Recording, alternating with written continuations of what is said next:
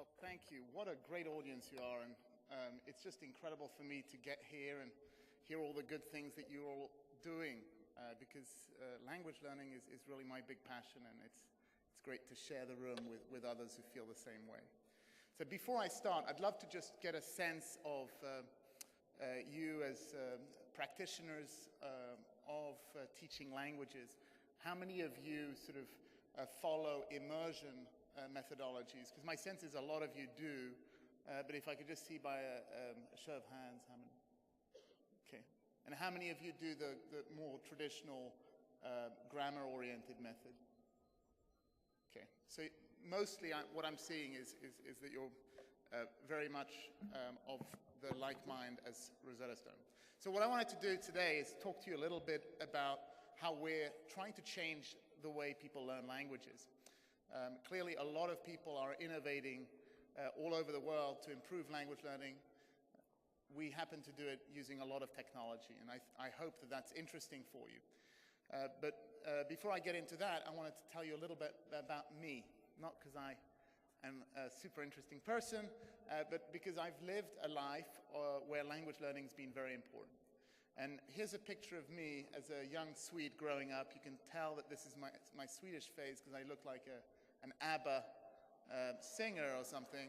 But this is me aged 2 or 3.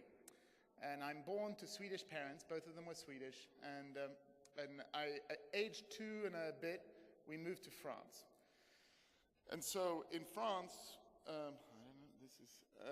I became a little French boy. And so you can see there in my bed, I've got a French book, and clearly I'm very much immersed in that country. But effectively, I learned both Swedish and French the way people learn their first language, really by being completely immersed in it. What happened next was that when I was 10 years old, my dad got a job in England, and the whole family had to move quite suddenly. And so I was thrown into a different kind of school, where I suddenly, and I show the picture with the whole group, because otherwise people think I just had really bad fashion sense back then. But effectively, I ended up being a schoolboy in a British school. I spoke not a lick of English, zero. And I know that that's an experience that some of you have had, but many people around the world obviously have too. And it's a very difficult moment for anyone. You're an outsider. No one can talk to you in the classroom. You don't understand what's going on. And that challenge of integrating myself into a new society was something that was very profound for me. And it's something that I've carried with me throughout my life, and I've certainly been able to work with as I've worked at Rosetta Stone to try to change language learning, because it was very painful to learn English. But there's 2 more sort of stories I want to share with you that are very personal. And in this day and age of Facebook and Google, nothing's private anymore. And so I'll share them with you. But effectively, in my family today, we do have a language learner, and that's my little daughter. And it's just magical seeing how she is learning to speak several languages, because we speak Swedish at home and she speaks English with the outside world, let's say. But effectively, she's learning without translation, and she's learning without grammar explanation. And I think that she learns to associate a language with a person, and by having integrity in that relationship, she essentially learns that language to fluency really out of the gates. When that's broken, which happens with our nanny, who's French, she refuses to sort of activate the language. But in effect, she's learning languages naturally, easily, without grammar, without translation. The other personal story is my mom. My mom actually happens to be a language teacher. And like many of you, she's teaching her language to immigrants that are coming into our country of Sweden. And so she teaches students from around the world. We take, in my country, a lot of refugees. And so my mom doesn't know any Middle Eastern languages, let's say, or South American languages. And so she's forced to essentially speak to them in Swedish and figure out a way to get them to understand a completely foreign language without the help of translation. And she doesn't bother with grammar explanation because many of them don't have high levels of literacy to begin with. And so from that perspective, throughout my life, throughout my family, we have exposure to many of the issues that you're faced with, that you deal with, that you work with on a daily basis. But of course, while we've got these reference points throughout our life of success through immersion, too often we're sort of seeing, too often we're seeing a very traditional method being implemented in the classroom. And too much time is, I think, dedicated to a very much broadcast-oriented model where the teacher explains the language, the theory, the structure of the language, and the students then go home and practice with a book, or they do some exercises, maybe audio-based or software-based, but it's always oriented around this very theoretical approach to language training. And that's something that, for me, is invalid, given that most people are looking to learn to speak the language. And too often, students here in the United States, in Japan, in the UK, in France, graduate having spent multiple years in school, but still unable to speak the actual language that they've been studying. So that's really been our mission, has been to sort of think about how do you innovate around this challenge, and especially how do we do it using technology. And so the key ideas we've sort of been pursuing have been to try to figure out a better way, and there are a host of strategies that I'll talk to you about that we've pursued there.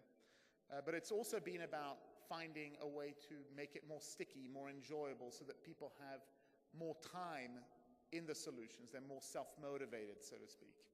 And then finally, we want that time to be spent well. So we worry about curriculum and what we're teaching when, and adaptive technologies, etc. So this is kind of the framework that we start out with. The second element that is important is how do we frame the actual solution that we pursue. The first element is that we embrace a certain pedagogical constraint called immersion. And immersion is a word that's kicked around a lot, but in effect, for us, it means that we do not explain and we do not translate. Zero tolerance for that. And by having such a clear principle in our method, we actually empower a lot of creativity with the same resourcefulness that many of you go about teaching difficult concepts to your students without translating. We do that with technology. But around that, we sort of adopt leading technology, be it speech recognition or artificial intelligence. We work with community dynamics to try to create peer-to-peer activities. We develop services such as conversational coaching, where students are able to meet online with a tutor that knows what they know, and sticking in the language that the student has been studying, they're doing conversational practice.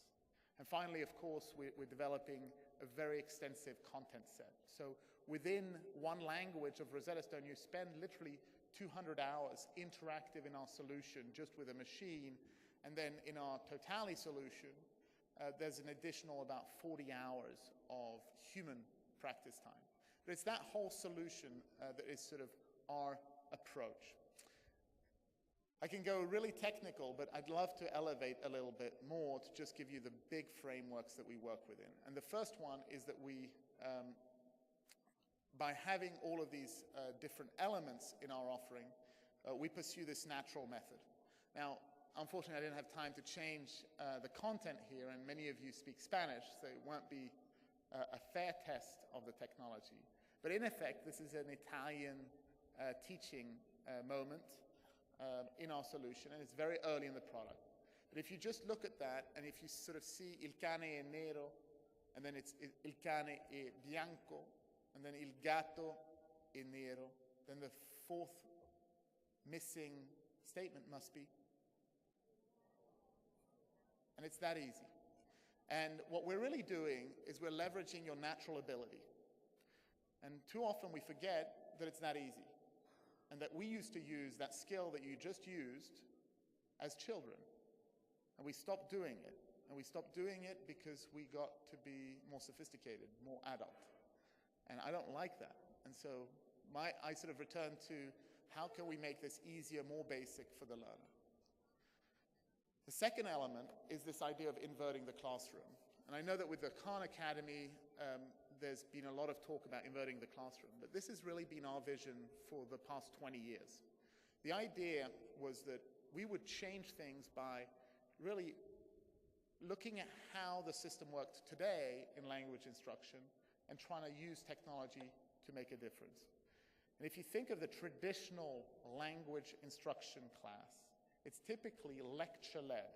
The teacher will stand up in front of the class, write out the different conjugations, get the students to take notes, and then the students go home and they do exercises in writing. And that's too often the practice. Unfortunately, out of that system, students haven't really spent time practicing speaking to a native speaker, or they've done too little of it. And as a result, they typically don't speak with fluency. And so that's been our idea, has been to teach with the machine. So new words can be acquired on an individualized basis through an interaction. But we know that there is no way you can learn to fully speak the language without speaking to someone in the language. It's just, it's basic, but it's true. And so many years ago, we made an investment to develop this new functionality. And now, every night, there are thousands and thousands of people doing conversational practice with different conversational coaches. And they're working only in the language. And so what we're very confident about is that our students spend a lot of time speaking and speaking to native speakers. And that makes a big difference, obviously, in their language acquisition. The third element of our innovation is obviously around platforms. We're excited about the tablet and the iPhone and many of these new ways that we can interact with technology. But we're also cognizant that not all schools, not all institutions already have the hardware. And so what we try to do is create more cloud-based solutions that will allow different students on different platforms to interact with the content, to learn, and for the students to then have their scores reported on a centralized student management system. And whether they're using one machine or another, we're agnostic, given that the tracking happens there in the cloud. And all of that wouldn't amount to much if it didn't all work. And we obviously invest a lot of money and are very determined that what we work on give a result for students. And last year we ran a program with some grades 3 to 5, and we had them do Totally. We had them do Chinese and Spanish. By doing both of those products, we felt like we would get a sense of how effective this was. And on standardized tests, we sort of got 1 or 2 levels of improvement with almost all students, and some even had 3 levels of improvement. This was a test administered by a professor from Georgetown University, and it was done with students in Fairfax County schools. But beyond that, what I'm really to talk to you about once I cover this, which is about how we're delivering our value, which is really by increasing efficacy on what you can do on a self-study basis, and then at the same time using many of the good principles of immersion-based schools and classrooms to try to do those in a more convenient and a more affordable way for learners. So our idea is to transform the industry by not forcing the same trade-off that has historically existed. And by doing this, we make things much better for the learner, but also for educators, because it's important to note that from our experience, educators enjoy most the conversational practice they're able to have with students when they can have it. And what this does is that the machine sort of takes over some of the more tedious tasks that you've typically had. But to talk about new technology in the industry, I want to just frame it around several forces. So there's obviously trends like mobile that are very obvious to you, and there are apps, many of them that are coming out. But it's also this whole concept of socialization. And I think we can disaggregate socialization into several concepts. One of them would be that there's an opportunity to create cohorts where students with a shared objective, a shared time horizon, join together as they're studying. There's also an opportunity to create symbiotic relationships where students of opposing interest are able to engage and find each other online and do activities regardless of the difference in their levels in their respective languages. So a fluent Spanish speaker learning English can engage with an English speaker who's learning Spanish. And by doing activities like this, and we do them already on our platform, I think you can transform the peer-to-peer environment in the space. There's also obviously all these interface and platform opportunities, whether that's the Connect platform, where really with kinesthetic movement you can reinforce learning, or you've got the beauty of the multi-touch screens from the iPad. All of those offer us more engaging environments for us to leverage technology in delivering a language learning experience. Of course, inverting the classroom is an important challenge, because I think that if we can achieve that and essentially give technology a position of alleviating the challenge for a teacher, so that the teacher can work in smaller groups to deliver conversational experiences in a more direct and immediate way to students, I think we can also move the dial significantly. In the bottom right-hand corner, you see chatbot there, and that's nothing more than kind of Siri type of technology. So if you think of the artificial intelligence that's being developed in terms of interpreting what you're saying and interpreting what you're meaning, and then generating sentences in response, there's opportunities for that also to seep into education, where a student might one day have a conversational practice environment purely with a machine, but it kind of almost feels like you're conversing with a human. And maybe related to inverting the classroom, there is an important element of the live component. So we at Rosetta Stone have probably been best known for natural learning with our interactive software solutions. But right now, we employ almost 500 conversational coaches that are able to deliver this training in the language. And our view is that in a classroom environment, that is the role of the teacher. So where a teacher is available, much better to have the teacher form the small groups. And so I think that integration between technology and the teacher, and really thinking hard about what should the technology do and what can the human do to leverage the social elements of being live much more.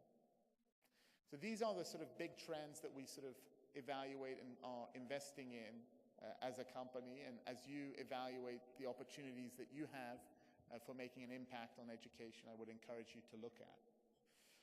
But all of this is only inspirational, really, because of the end benefit.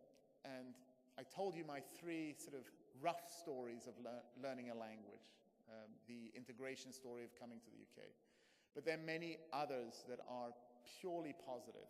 So many years ago, I moved to China and lived in Beijing for 2 years.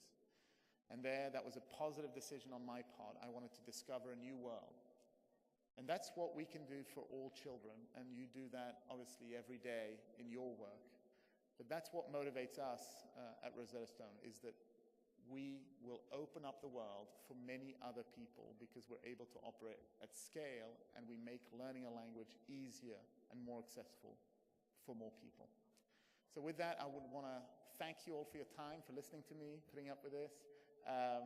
And I'd love to take any questions if we have time for that. So thank you.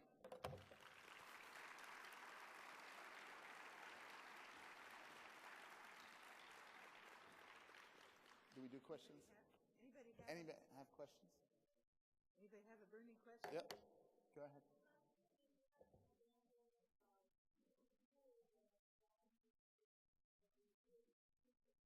Yep. So in North Carolina, for example, there is a school in there's a school district in Lee County. Sorry, I'll repeat the question just so that everyone hears it. Do we have any examples of schools where they combine the software with this kind of model of conversational practice? And in North Carolina, for example, there is a school that has adopted Rosetta Stone and is essentially having every student do half an hour of interactive learning every single day. And then the teachers are taking a step into a more conversationally focused activity where they take groups of 3 or 4 students and will do sort of much more modular conversational moments. And given that the students are able to progress so much just using the technology, it's elevating performance, and we're getting very positive feedback. Any so we have representatives here from our sales team. It's less expensive if you're in schools than anywhere in the system for us. Specifically, I would say it's a big discount to what you would find for our retail pricing. So Kathy Quenzer is here in the audience, and she'd be happy to speak to you more specifically.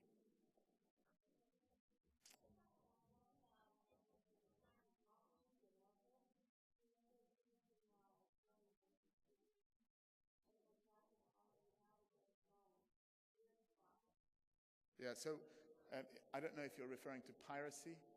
Yeah, so we suffer piracy like any software developer.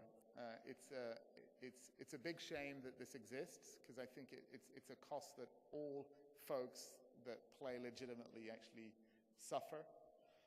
But what we've done, obviously, over time, is we've made the offering much richer. And we have all these social elements. And you don't get that if you get pirated versions of our solution. And also, most of the pirated versions are earlier versions. So I believe they have version 3, and we're already on version 4, and potentially we'll be launching version 5. And increasingly, our solutions are just that. They're a bundle of software with services.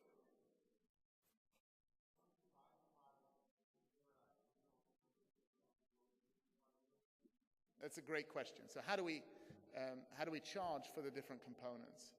And so what you're able to do in K-12 is you can choose to license only the software component. And then obviously, as you do the conversational practice, it's however you want it. But we are rolling out this year the Totally solution in K-12. And with that, schools will be able to have access to these conversational coaches. And again, for pricing, I urge you to speak to Kathy. We've again made it more affordable to K-12 than any other market we're in. Yep.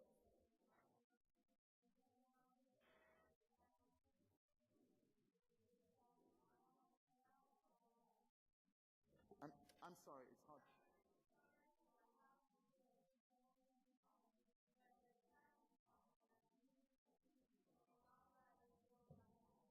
Yeah, so if you are an existing user of the product, you can upgrade to the Totally solution. And so you can go to our website, and in the Q&A, it's obvious how you do that. But essentially, you just download a patch, and that will upgrade your software and give you access for a period of time. Anybody else? Go. We have 30 languages. And in the main languages, we have 5 levels, which is about 200 hours of interactive content. In the next 10, we have where you have 3 levels, so it's about 120 hours. But there's a lot of material. Yeah. It's a great question. So do we have room for writing? We do much less writing than you would traditionally do in a language learning course. It's an area we'll probably beef up over time, but we do have writing exercises, we have listening exercises, we have reading exercises, we have the whole gamut, but we probably focus more on the speaking. We're more obsessive about getting you to speak.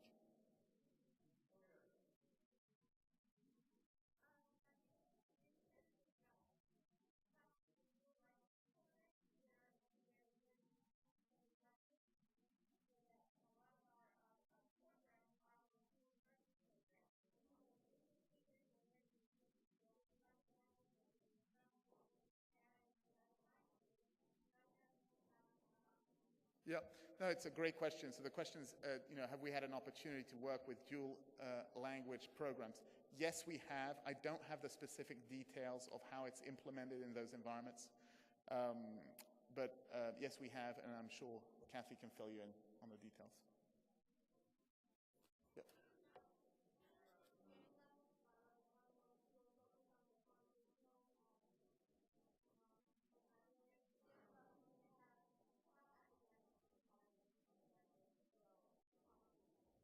Yeah, so there's a specific question about what the progression is through the levels.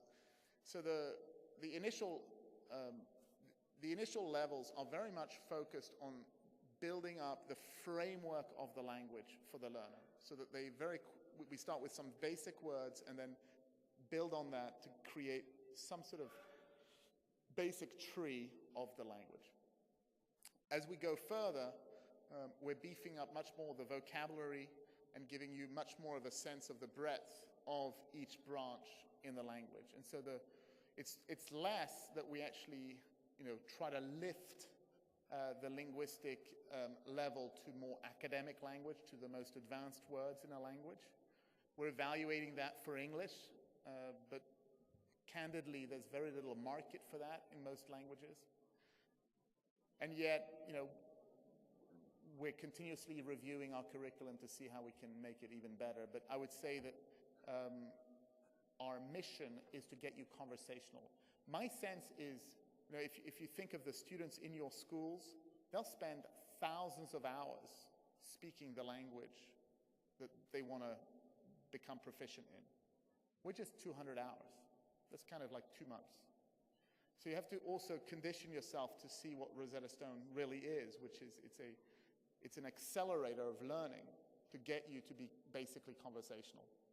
It is not the road to fluency. Fluency, as we all know, takes a lot of work, a lot of time, and you build, on what you've learned in Rosetta Stone by going to, academic environments like the ones you're in. Thank you. Thank you. You can stop by the Rosetta Stone in the exhibit hall, and CABE has a wonderful basket Thank you for so much. Dr. Adams. Thank you very much.